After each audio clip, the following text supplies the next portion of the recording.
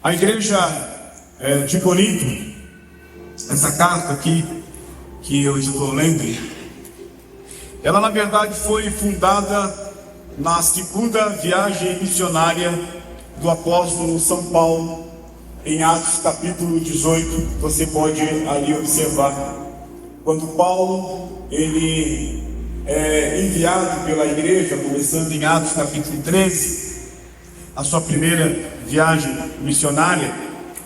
Então Paulo trabalha toda aquela parte ali da Ásia, junto com Barnabé, mas já na sua segunda viagem missionária, que é o caso aqui, Paulo então, ele inicia um trabalho na cidade de Corinto. Era uma cidade muito difícil, uma cidade portuária, uma cidade marcada pelo pecado, marcado pelo liberalismo ético, moral. E quando Paulo chega naquele local, ele chega numa espécie de ato contracultural. Ele está indo contra uma cultura vigente, histórica, cultural daquela época. Porque eles não tinham o evangelho, eles não sabiam o que era uma vida santa, uma vida de integridade. Eles viviam uma vida liberal, uma vida que tudo podia, né? Eles tinham uma visão de corpo, que o corpo não precisava de nada, né? O importante era a alma, aquilo que eles chamaram de imortalidade da alma.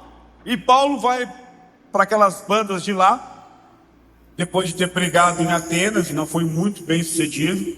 Ele vai para a cidade de Corinto, ele escreve lá no início, se você perceber, ele está escrevendo com muito temor e tremor, disse o apóstolo, porque quando ele chega lá, ele está quase que desalmado, e aí Deus visita o apóstolo Paulo, e Deus fala para ele, não desanimes, eu tenho muita gente nessa cidade.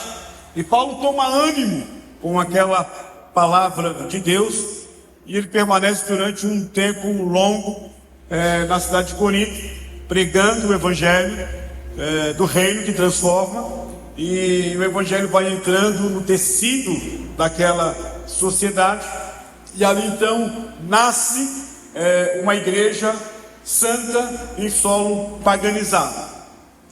O tempo passa, e o apóstolo Paulo então emite uma carta ou uma epístola para aquela igreja, ali no ano 55.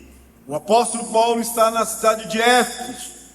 Durante muito tempo ele ali também ficou, quase 3 anos, pregando o evangelho.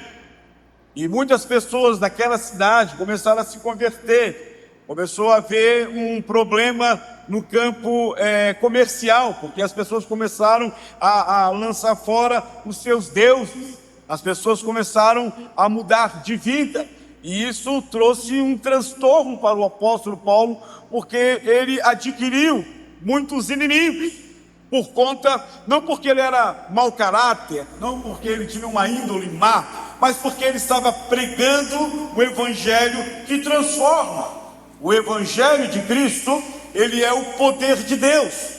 Ele transforma, ele muda a perspectiva, ele altera a nossa cosmovisão. Ele produz e injeta em nós essa santa e magnífica esperança. Então, Paulo, agora em Éfeso, ele emite ou escreve uma carta, uma epístola, e ele então envia essa carta para a igreja de Corinto, no ano 55.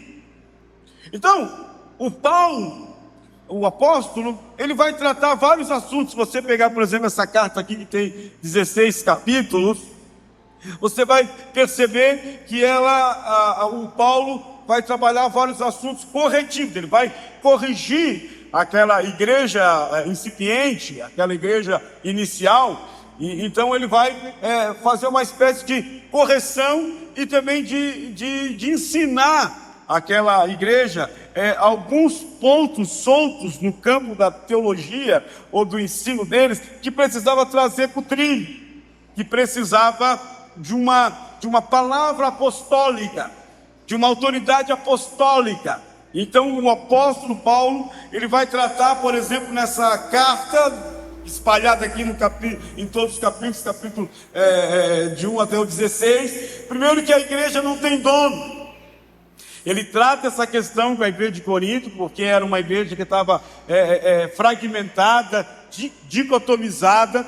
O Paulo vai dizer que essa igreja não tem dono, porque eles estavam dizendo: eu sou de Paulo, eu sou de Pedro, Cefas, eu sou de Apolo. E o apóstolo Paulo vai dizer: olha, ninguém é de ninguém aqui, todos nós pertencemos a Cristo. E ele põe um ponto final nesse aspecto do divisionismo dentro da própria igreja.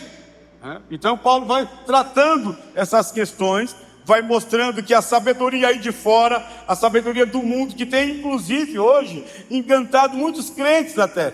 Tem crentes que seguem os ideólogos dessa geração pela sua sapiência, né? E às vezes não seguem os servos de Deus pela sua sabedoria divinal, né? Então eles estavam embebedados pela sabedoria ali de Corinto, pela sabedoria greco-romana. E por isso que eles não queriam nem ouvir o discurso do apóstolo Paulo. E Paulo emite essa carta para eles, tratando essa questão que nós devemos perceber a sabedoria divina em vez da cultura do nosso mundo. Paulo trabalha a questão do pecado também, né? Da hamartia, né? Quando a gente erra o alvo, nós temos que voltar ao trilho. Nós fomos chamados para viver uma vida santa no meio de um mundo pecaminoso, né?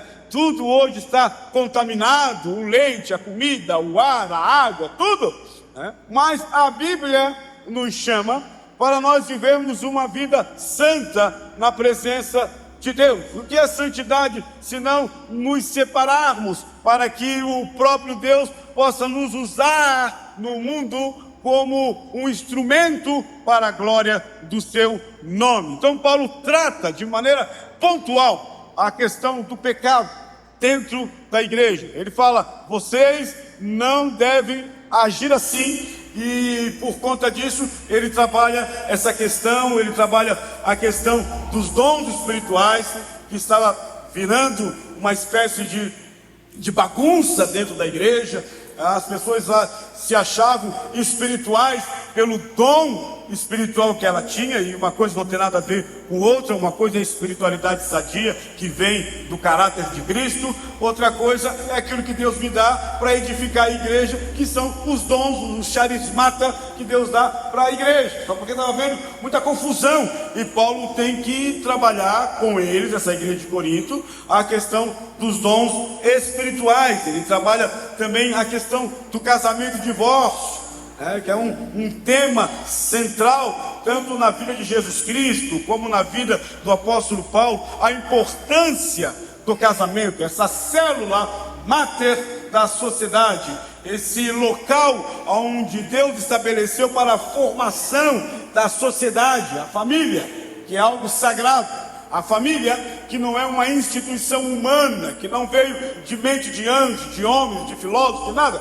A família que é uma instituição sagrada. E Paulo está percebendo que está havendo um afrouxamento nesse ponto aí, e ele vai trabalhar então a questão do matrimônio, a questão do casamento.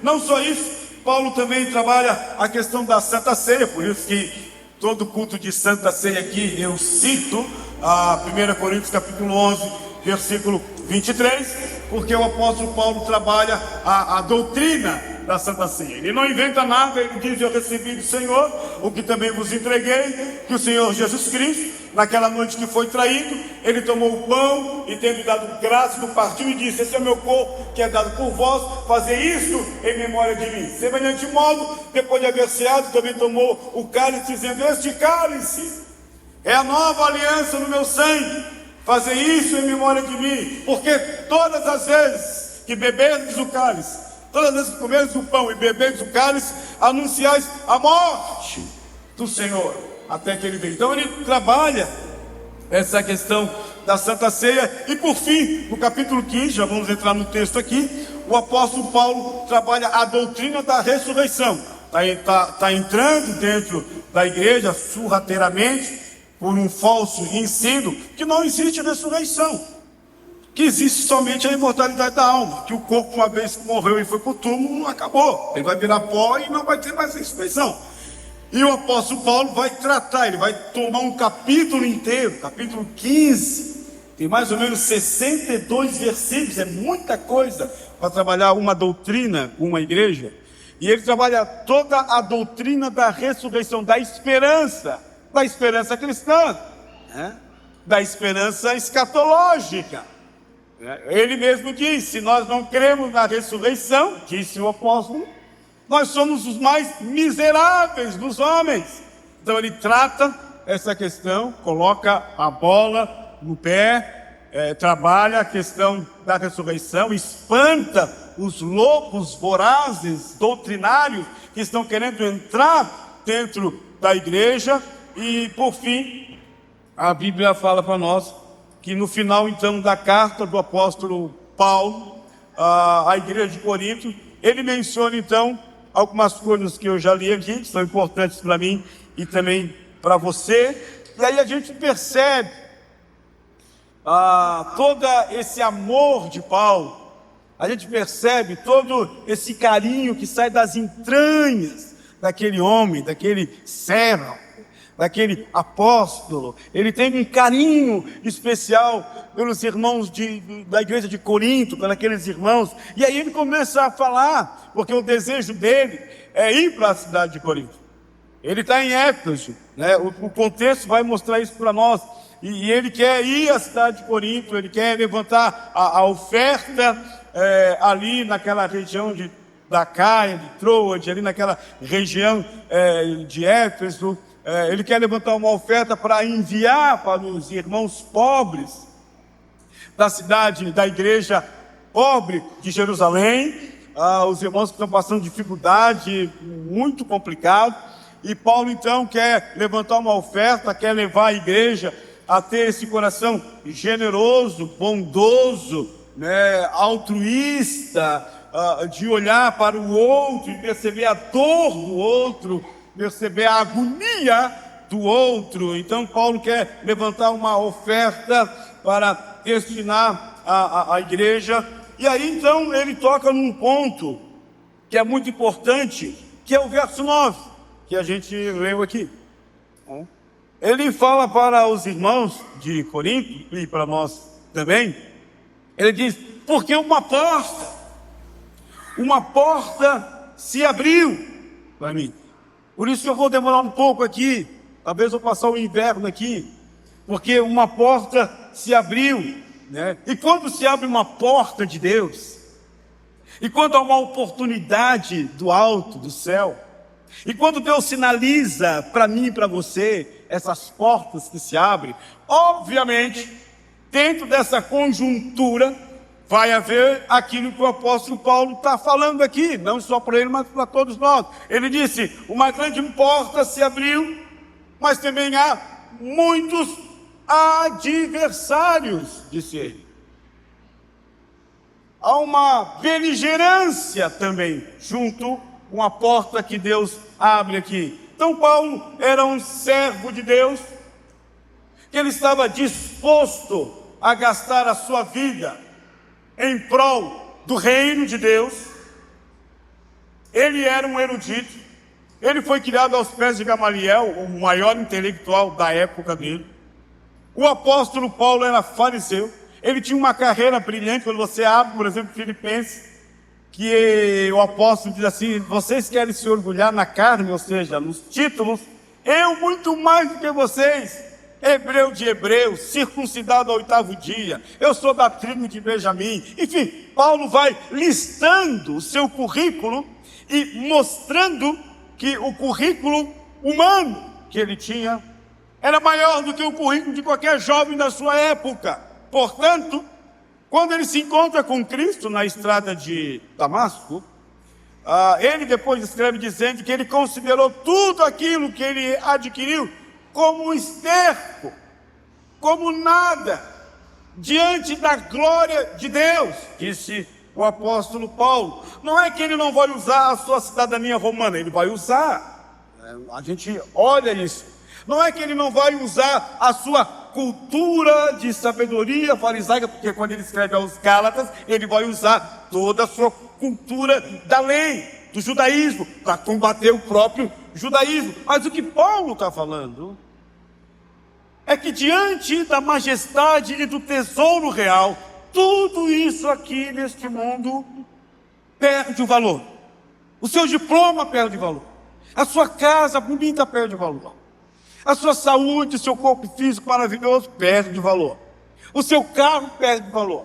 Tudo perde o valor diante da grandeza e da glória de Cristo, quando se revela para ele na estrada de Damasco. Ele vai ter que reprogramar a cosmovisão dele, ou seja, a visão de mundo que o apóstolo Paulo tinha até aquele momento era uma visão judaizante. Por isso que ele perseguiu a igreja. Atos 9, ele está perseguindo a igreja. E então ele se encontra com Cristo na estrada de Damasco. Ou melhor, Cristo se encontra com ele. E Cristo diz: Saulo, Saulo, é o primeiro nome dele, é o nome hebraico dele. O Paulo é o nome latinizado dele. O nome dele é Saulo de Tarso, em homenagem ao primeiro rei de Israel, que foi Saul, porque ele é da tribo de Benjamim, a mesma tribo do primeiro rei de Israel, que foi Saul. O segundo foi o Davi, que era da tribo de Judá, e depois toda a dinastia de Davi, Salomão, Roboão e por aí vai. Então Paulo, quando ele escreve aqui, ele está falando que ele está gastando a sua juventude, a sua vida, em prol de uma causa. Preste atenção nisso. A causa é importante. Quando eu sei que a causa é importante, eu gasto a minha vida. Alguém já disse: se você tem um motivo para viver, você tem um motivo para morrer. Agora, se eu vivo a minha vida sem saber para onde eu estou indo, se eu vivo a minha vida sem rumo e sem perspectiva, ou igual aquele homem que estava na beira sem rumo, uma cacheta aqui sobre o corpo dele, e escrito atrás dizendo: não me siga, porque nem eu sei para onde eu estou indo. Não, nós sabemos para onde nós estamos indo. E o apóstolo Paulo, então, ele trabalha essa questão da oportunidade. Ele sabia a importância das oportunidades que Deus vai dando para o seu povo. As oportunidades que Deus vai dando para mim e também para você. Que nós devemos ter esse discernimento de Deus, não perder a oportunidade que Deus dá para mim, que Deus também coloca para você. O apóstolo Paulo tinha esse discernimento importante. Ele mesmo escreveu, por exemplo, uma das cartas mais antigas do seu corpo epistolar, de 13 cartas, uma das cartas mais antigas. O apóstolo Paulo diz assim: portanto, enquanto temos oportunidade, façamos o bem a todos. Se você tem oportunidade, faça o bem. Faça a diferença, seja uma bênção, aproveite a oportunidade que Deus está te dando, que está nos dando, disse ele, especialmente aos da família da fé. Está lá em Gálatas capítulo 6, versículo 10. Agora, o que é uma oportunidade? Uma oportunidade significa uma ocasião favorável que Deus te coloca. Uma oportunidade significa uma boa ocasião que Deus te colocou para você realizar. Isso é oportunidade. É importante isso. Deus também dá para mim e para você oportunidades para nós sermos uma bênção. Uma bênção onde? Na vida de outras pessoas. Quantas oportunidades que Deus nos dá, e que às vezes a gente acha que é da nossa mente, que às vezes a gente acha que é do nosso coração, E é Deus que está sinalizando para a gente ir ao encontro do outro, abençoar o outro, ajudar o outro com uma palavra, ou colocando a mão no bolso, ou com um abraço, ou com um gesto, oportunidades que Deus dá para mim e para você, algo favorável para a gente ajudar e abençoar pessoas. Oportunidade que Deus está dando para nós lá no nosso lar, fazer o nosso lar diferente. Chegamos, muitos não chegaram. A gente fica até abismado. O número de morte de pessoas que estão jovens na nossa geração. Agora eu saí daqui e me mandaram um jovem de 26 anos que deu um fulminante. Então Deus tem nos dado a oportunidade para a gente abençoar pessoas, se relacionarmos com o outro. Parar um pouco de falar de nós, a gente gosta de falar as nossas glórias, as nossas conquistas, os nossos pontos de vista, o que eu acho, o que eu deixo de achar, e tudo tal, e deixar o outro falar, oportunizar. Então Deus nos dá oportunidades para nós sermos uma bênção na vida de outras pessoas, lá na nossa casa, ali naquele local, naquele endereço, naquele CEP, naquele número de casa que Deus te colocou, naquele bairro, naquela rua que Deus te colocou, ali na sua casa. A oportunidade de você ser uma bênção para os vizinhos, a oportunidade para você ser um grande intercessor daquela rua, daquele bairro ou da cidade. As oportunidades que a gente vai perdendo de vista. Então lá na sua casa, lá no interior da sua casa, ou da minha casa, nós temos a oportunidade de fazer aquele pedaço de casa, de chão, um pedaço do céu aqui nessa terra. As oportunidades que Deus tem dado para mim e para você, ou na nossa família, ser uma bênção, esquecer o passado, esquecer quem me feriu. Ah, mas pastor, você não sabe o que aconteceu comigo. Sim, a gente tem que seguir o que George Herbert falou. Nós temos que perdoar também, porque o perdão é uma ponte. E se você estourar essa ponte, um dia você vai precisar passar por ela também. Então nós temos que ter essa ideia de família, do ponto de vista de Deus, a nossa casa, os nossos filhos, a sogra, o sogro, tudo que envolve, que está no nosso entorno, as oportunidades que a gente tem que ter. Nós, como cristãos, não podemos alimentar o que está acontecendo aí fora, e a gente tem aconselhado muitas pessoas que, inclusive, as famílias estão todas rachadas, todo mundo se brigando, é uma brigalhada, questão de ego, eu não cedo, e tal, e tal, e tal. Mas eu e você que somos cristãos, nós temos que levantar a bandeira da paz, nós temos que ter essa oportunidade de mostrar que nós somos diferentes, que nós somos de Deus, que tem coisas que nem sempre a gente precisa falar, que tem coisas que nem sempre a gente precisa ter razão. O que nós precisamos, mais do que razão, é ter uma vida de espiritualidade, oportunidade. O apóstolo Paulo está falando que eu e você devemos ter. Analisando o que o Calvino falou, o reformador, comentando sobre esse texto, ele disse que essa porta era grande. Por quê? Porque muitas pessoas poderiam conhecer a Deus, e muitas pessoas podem conhecer a Deus através de você. Como é que a cidade de Tubarão, outro dia lá no Conselho de Pastores, alguém pediu lá uma pesquisa: quantos evangélicos ou protestantes nós temos na cidade de Tubarão? Então a gente vê a igreja cheia, lá, aqui, acolá, tal. Mas a pesquisa mostra que não é tanto assim. Se nós temos aí uma população de mais de 110 pessoas, não temos aí nem 12, 13 mil evangélicos de Tubarão. Então nós precisamos o quê? Precisamos fazer da nossa vida um portal de evangelização. Precisamos fazer da nossa vida um local onde as pessoas podem olhar para nós e ver Cristo em nós, a esperança da glória. Quem é que vai pregar o santo evangelho? Por exemplo, o filósofo, o historiador social Karnal, Leandro Carnal, ele nem criou na Bíblia. Durante muito tempo ele foi ateu, agora não sei, porque ele criou agora um curso para ensinar a Bíblia para as pessoas.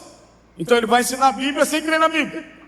E o mais engraçado é que não são poucas pessoas que se inscreveram, são milhares de pessoas que se inscreveram para aprender a Bíblia de alguém que não crê totalmente na revelação da Bíblia. Então, irmãos, eu e você, nós somos instrumentos para a glória de Deus neste mundo tenebroso que nós estamos vivendo, que nós estamos aí percebendo. E aí o Calvino diz que é oportunidade, porque Deus ele está abençoando o trabalho do apóstolo Paulo pelo poder do Espírito. Eu falei aqui no domingo passado, e Deus tem me incomodado muito nesse tema do Espírito Santo. Quero depois trazer um estudo aqui sobre a deidade do Espírito, a terceira pessoa da Trindade esquecida, o Deus esquecido. O Espírito Santo, nós precisamos resgatar a plataforma bíblica, teológica, que a Bíblia nos apresenta o Espírito Santo, a terceira pessoa da Trindade. Não é uma força ativa, ele é o Espírito Santo de Deus, na qual nenhuma igreja, na qual o apóstolo Paulo, na qual o próprio Cristo, na qual eu e você precisamos da sua orientação. Não vai existir família forte, namoro forte, igreja forte, ministério forte, jovem forte, adolescente forte, se ele não tiver embedado do Espírito Santo de Deus.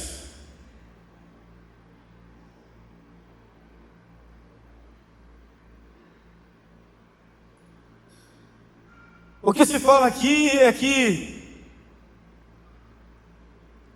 há uma obra valiosa, disse o reformador, que Paulo pode fazer, que nós podemos fazer. Ele está em Éfeso, tem muita coisa para fazer. Nós estamos em Tubarão, tem muitas coisas que a gente pode realizar, que a gente pode fazer, que a gente pode ser canal de bênção, que nós podemos ser sumo pontífice, ou seja, construtores de pontes para abençoar homens, mulheres, vida, pessoas, sociedade, enfim, é a igreja.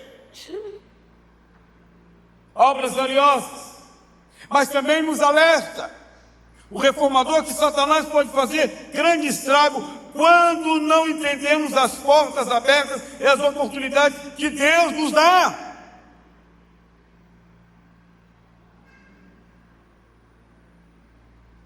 Deus abre uma porta para nós glorificar e exaltar o seu maravilhoso e bendito nome.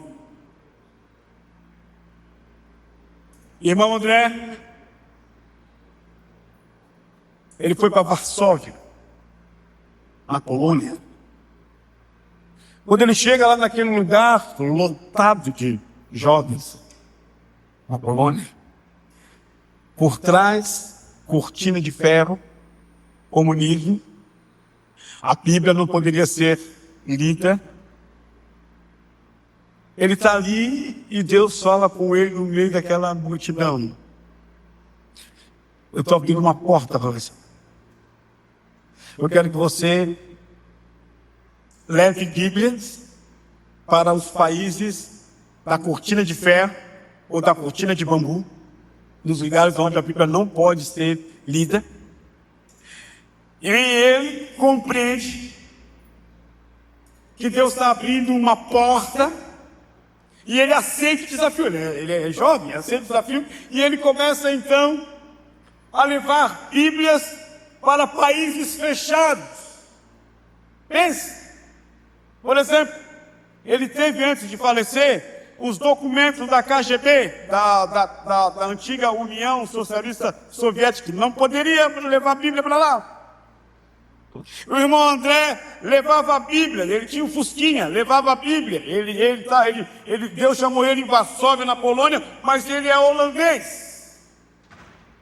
E aí ele começa então a levar Bíblias, começa a levar um pouco aqui, um pouco ali, um pouco lá, aí já são milhares, já são milhões, e aí ele abre um dos ministérios mais importantes da igreja atual, chamado Ministério Missões Portas Abertas, que é justamente a missão que leva Bíblias, por exemplo, para Cuba, por exemplo, para a Coreia do Norte, por exemplo, para países fechados que o Evangelho não pode levar. Eles derramam chuvas de Bíblia lá naquele lugar, naquele local. Ele entendeu que Deus estava abrindo uma porta. Tem muitos problemas, vai ter muitos perigos, vai ter muitas dificuldades. Ele corre o risco, ele assume o risco, e ele sempre orava. Quando ele chegava, estava lá aqueles soldados de chumbo, querendo revistar o que você está trazendo aí. E aí ele orava assim: Deus, baixinho, né? No Novo Testamento, o Senhor abria os olhos das pessoas. Agora, Senhor, eu peço ao contrário, que esses soldados, que esses guardas aí, que o Senhor feche os olhos deles, e eles reviravam tudo, e eles não viam as Bíblias. Eles reviravam para cá, reviravam para lá, aqui, acolá, eles não viam as Bíblias, e ele passava. Em quase 50 anos de ministério, ele foi para 125 países. O seu livro, que eu incentivo você a comprar, O Contrabandista de Deus, vendeu 50 milhões de cópias. Foi traduzido para mais de 40 idiomas. Ele assumiu o risco da porta que Deus estava abrindo para ele. Ele disse: eu vou entrar, é a oportunidade agora. E ele tem abençoado, já faleceu, mas o ministério agora tem abençoado milhares de milhões de pessoas, e tem denunciado. Se você entrar agora lá no Portas Abertas, você vai ver quais são os países que mais perseguem a igreja. Eles têm feito essa denúncia até na ONU. Porta aberta. O apóstolo Paulo, 3 vezes, ele vai usar essa palavra, porta aberta. Por exemplo, 2 Coríntios 2, ele diz: quando cheguei em Troade, uma porta se abriu para mim no Senhor.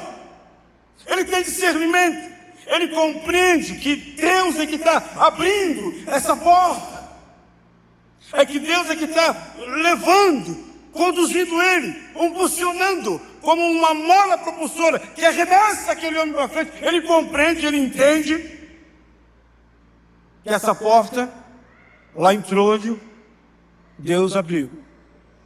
Ele também fala, por exemplo, aos Colossenses capítulo 4, versículo 2. Ele diz: perseverai na oração, está sempre falando isso, vigiai com ações de graças, suplicai ao mesmo tempo também por nós, para que Deus nos abra a porta. Você tem que orar também assim, para que Deus abra a porta para você, para que Deus abra a porta para você, jovem, para que Deus abra a porta para você, pai, para você, esposo. Se Paulo ora, nós oramos também, para que Deus abra a porta. Qual é o objetivo? Abrir a porta para eu glorificar e exaltar o nome de Deus. Deus tem aberto portas para eu e você entrarmos e fazermos a diferença. Ele tem feito isso. Às vezes perdemos os acessos, as oportunidades e as portas que Deus abre. Sabe por quê? Porque nós somos desatentos. Porque às vezes nós somos guiados pelas circunstâncias. Deus está dizendo para nós ir para lá, mas a gente diz: não, eu estou tão seguro aqui. Deus está abrindo uma porta aqui para nós, mas a gente é guiado pelas circunstâncias e diz: não, mas eu acho que eu vou ficar aqui. O próprio apóstolo Paulo, ele sentiu isso na pele. Atos capítulo 16, quando ele é enviado pela igreja, quando ele não sabe para onde está indo, no sentido de orientação, se vai para aquela cidade ou se vai para aquela outra cidade. Ele vai para Bitínia, o Espírito diz que não é para lá, não é a oportunidade lá, a porta não está aberta lá, não insiste. Às vezes a gente insiste na porta que Deus fechou, a gente quer que Deus abra essa porta, Deus diz, não é essa, Carlos, não é essa, igreja daí não é essa, fulano e ciclano, eu tenho outra porta aqui, fica na minha presença. Acalma o teu coração, acalma a tua mente galopante, acalma as ondas bravias da tua alma, calma. E aí o apóstolo Paulo, o que ele vai fazer? Vai orar. Que é tudo que nós devemos fazer também. Ele ora e aparece para ele um varão macedônio, na Macedônia, e diz para o apóstolo Paulo, tem uma porta aqui aberta, passa a Macedônia e nos ajuda. Paulo entende que Deus estava abrindo uma porta, ele entra. Se F.F. Bruce estiver certo no seu análise de mais de 40 anos estudando o apóstolo Paulo, ele entra no ano 47 na Ásia Menor. E no ano 57, toda a Ásia já está evangelizada. Ele entendeu que Deus abriu uma porta para ele entrar. Ele queria ir para cá, a gente assim também, a gente insiste, a gente tenta, a gente força, e Deus está dizendo, não é aqui. A porta aberta que eu tenho para você é aqui, né? A porta aberta que eu tenho para você é lá. A porta aberta que eu tenho para você é ali. E a gente às vezes fica nesse, e não é. E aí, a Bíblia fala que às vezes nós não ouvimos Deus nas oportunidades porque nós somos desatentos, nós não temos uma atenção em Deus, nós somos guiados pelas circunstâncias, pelo círculo neurálgico que nós estamos inseridos, aí a gente não consegue enxergar e ver. Ou também às vezes nós somos displicentes com as coisas do reino de Deus. O missionário Jim Roth começou um avivamento no Houston College. E aqueles jovens, inclusive o doutor Russell Shedd, que esteve aqui na nossa igreja pregando várias vezes, ele fez parte daquele avivamento. Então, aqueles jovens daquela universidade foram embebedados pelo Espírito de Deus. E o Espírito do Senhor enviou eles para várias partes do mundo. E um deles foi John Eliot. Ele disse, eu vou para a América do Sul, para Colômbia, evangelizar uma tribo de índios que quase ninguém evangeliza, os Aucas. E eles foram aqueles 5 missionários. Eles entenderam que Deus abriu aquela porta para eles. Vai ter muitos adversários. Eles vão, eles pregam. Ele é uma pessoa muito inteligente, o Jim Eliot, mas acontece uma desgraça, se é que nós podemos chamar assim. Claro que por tudo tem a vontade de Deus, mas os índios Aucas matam todos aqueles missionários, inclusive Jim Eliot. Jim Eliot, antes de morrer, ele disse, não é tolo aquele que abre mão do que não pode reter para ganhar o que não pode perder. O que ele está dizendo? Não adianta você agarrar essa vida, você vai perder ela. Entregue a sua vida nas mãos de Deus, que você vai ganhar. Ele está falando sobre essas questões importantes. E aí sabe o que acontece? Do ponto de vista humano a gente não entende, mas do ponto de vista de Deus a gente compreende. As 5 viúvas oram e entendem que Deus está chamando elas para ir justamente no mesmo lugar, nas mesmas tribos onde seus maridos foram mortos e se transformaram em mártires da igreja contemporânea, da igreja da terra de 40. Sabe o que acontece? Elas vão para lá, elas entendem que é uma porta que Deus está abrindo, e elas vão. E elas começam a evangelizar. A tribo inteira se converte. Aceita Jesus Cristo como seu único Salvador. A gente se espanta com o caminho de Deus, mas aí é história. Eu posso contar para vocês. A pessoa, o algoz do Jim Elliot se converte e depois de anos e anos e anos se transforma num líder da igreja dos Alcas, e depois de um tempo ele mesmo batiza a filha de Jim Elliot.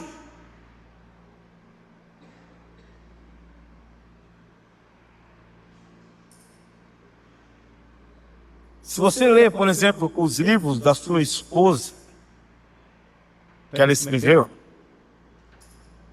você fica impressionado, principalmente quando eu perdi a minha mãe naquele processo de luto. Eu trouxe todos os livros, porque ela trabalha muito a questão do luto, para consolar o meu coração, porque ela é pontual, a esposa de Jim Elliot, sobre a grandeza e a glória de Deus, sobre o caminho de Deus, que às vezes a gente não compreende. Às vezes, achamos que abrir porta é somente para nós recebermos. Deus abriu essa porta para eu ser o receptor da bênção.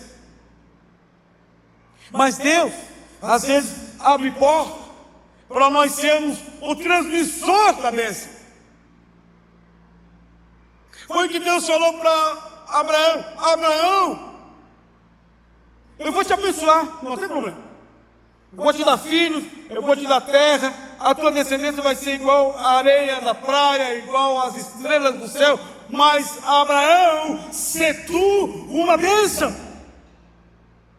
se você é uma bênção, jovem, irmão, irmã, não seja um crente cheio de confusão, cheio de problemas, só traz dificuldade. Seja uma bênção nas mãos de Deus, como Deus chamou Abraão. Se tu uma bênção, Abraão, e Abraão foi uma bênção nas mãos de Deus. Nós não somos só o receptáculo da bênção, nós somos os transmissores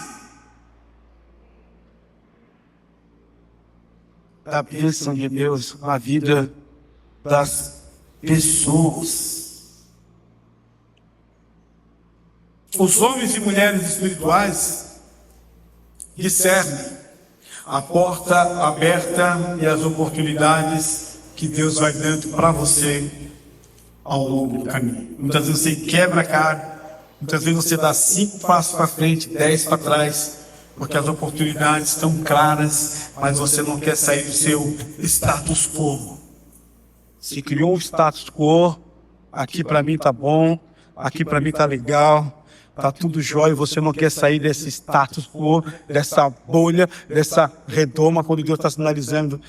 Se você jogar a rede para o lado direito, você vai pegar mais peixe do que o peixe que você tem agora. Mas a gente fica preso. Por quê? Falta fé para mim e para você. Oportunidades que Deus vai dando. Daniel Bergman com Narvin. Saíram da Suécia, foram para os Estados Unidos. Chegando lá, tiveram contato com o movimento da Rua Azusa, o movimento pentecostal. O movimento da Rua Azusa começou com William Seymour, um pastor negro, filho de escravo. Se derramou a unção do Espírito sobre aquela comunidade toda. Começou um grande avivamento e um movimento pentecostal clássico se espalhou pelo mundo inteiro. Daniel Bergman e Narvin eram suecos, tiveram contato com o movimento pentecostal da Rua Azusa, estavam na casa deles. Deus falou com eles: eu não quero que vocês sigam aqui nos Estados Unidos, eu quero que vocês vão para Belém do Pará. Imagina, quase 100 anos atrás, tinha GPS, não tinha nada. Belém do Pará, onde é que fica isso? Nem eles sabiam, nem ninguém sabia. Vão para o mapa. Belém do Pará, Belém do Pará, Belém do Pará. Aqui, Brasil. Eles entendem que Deus está abrindo uma porta para eles, distante, longe da sua terra pátria. Mas eles vão, e eles vão sem saber falar português, eles vão sem dinheiro, eles vão pela fé. Pega o navio e vamos!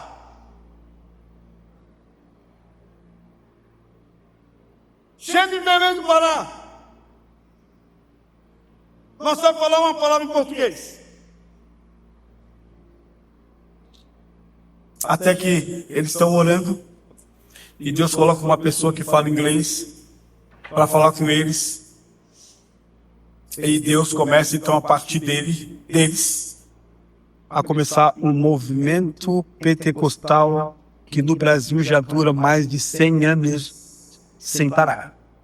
O movimento pentecostal começou no norte do Brasil. Todos os movimentos começam do sul-sudeste para cima. Movimento batista, movimento metodista, movimento luterano, anglicano, presbiteriano, e por aí vai. Eles começaram lá do norte, lá dos caboclos. E Deus começou a se mover, e filhas começaram a se converter, e a mulher dele, a Frida, maravilhosa, você tem que ler o livro dela, a Frida, que escreveu esses hinos que a gente tem que voltar a cantar aqui, irmão do louvor. Porque a Frida escreveu cada hino que tem a ver com a vida também, que a gente pode cantar, não tem nenhum problema. Cantar as músicas que a gente cantou hoje, que é uma bênção, levanta a mão, gosto, adoro, mas também cantar a dor e o sofrimento em meio à alegria de Deus. Então ela escreveu muitos livros que estão na harpa cristã, essa mulher de Deus. E eles entenderam que Deus abriu uma porta, e sabe o que aconteceu? Essa porta foi tão aberta e grande que hoje no Brasil tem mais de milhões de pentecostais que servem ao Senhor por conta disso tudo aqui.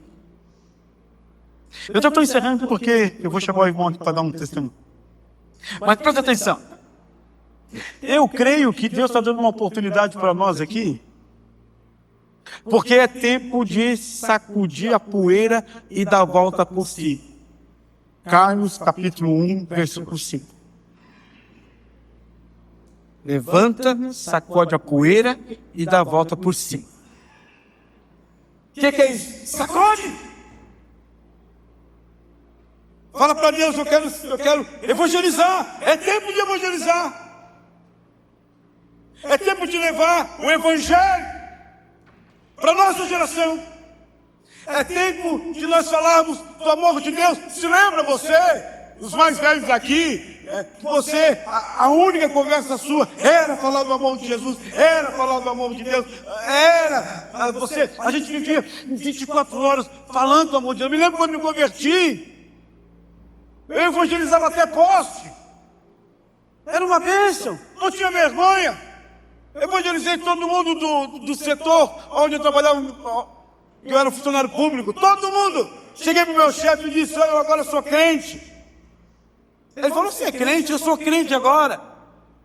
Porque há 2 anos antes, que eu não era, nós tínhamos ido, a turma ali onde eu trabalhava, do funcionário público, nós tínhamos ido para o Paraguai, para a Argentina, e depois encerrado a nossa viagem na Oktoberfest. Eu me lembro que uma pessoa aí da cidade mandou uma foto pela mulher dele aqui na igreja. Eu já era pastor, já faz muito tempo, isso aí foi em 1900 e lá vai quebrado. E eu me lembro que ele mandou a foto para mim de presente, e na foto eu estava com um tênis All-Star, daquele de cano, tipo do Jordan. Eu estava com uma calça jeans rasgada.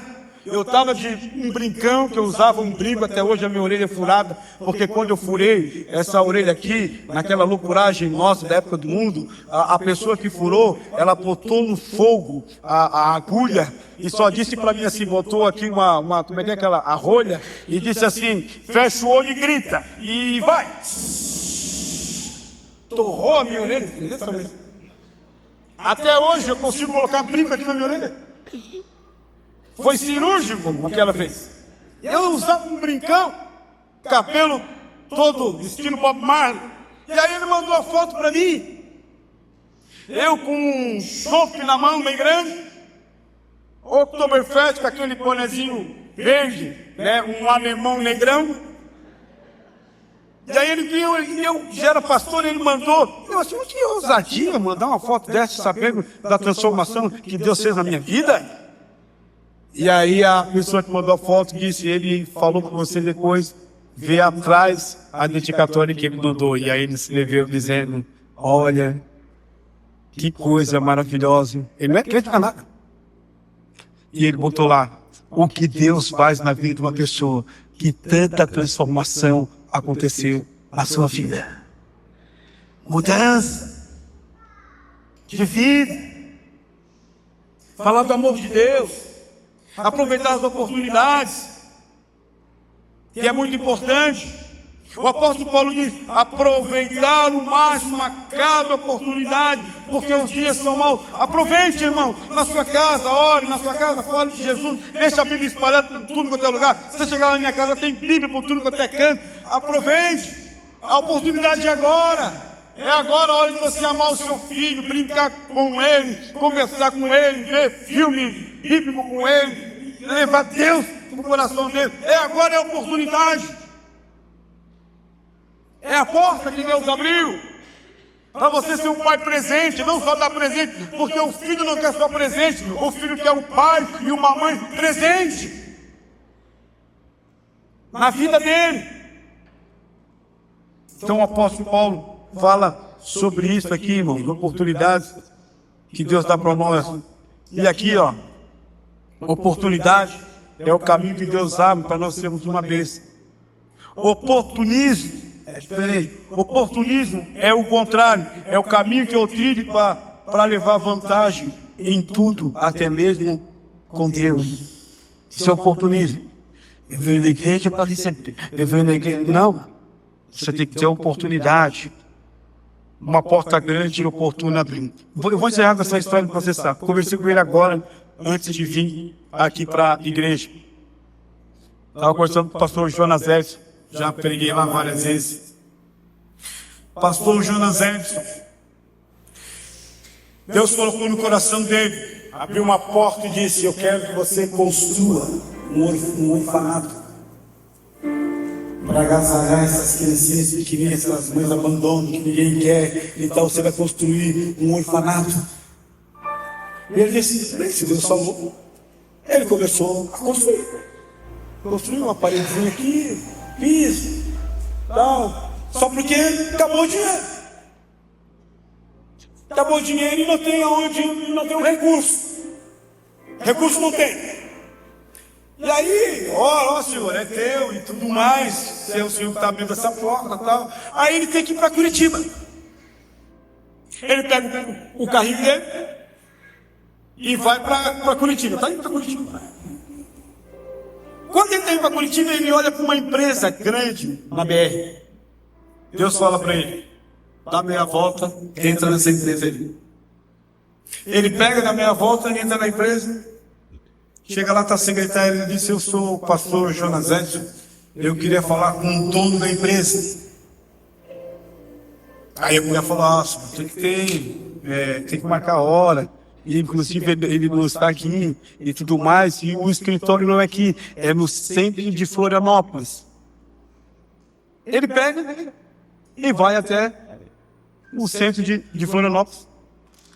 Não consegue conversar com o homem, porque ela disse que o homem tinha viajado para São Paulo, mas ela deixa o cartãozinho para ele e ele deixa o cartãozinho dele, de pastor, deles da igreja, tudo, para ela. E enquanto ele está conversando com ela aqui, o homem, o empresário, cheio de dinheiro, ele está em São Paulo, não sei se é no Einstein ou no Sírio-Libanês, ele está entrando para fazer uma cirurgia, ele está com câncer.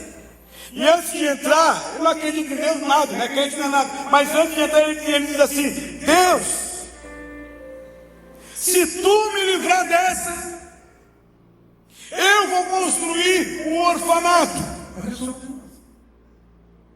Eu vou construir um orfanato. E ele entra, faz a cirurgia, tudo mais, foi um sucesso, volta para Santa Catarina.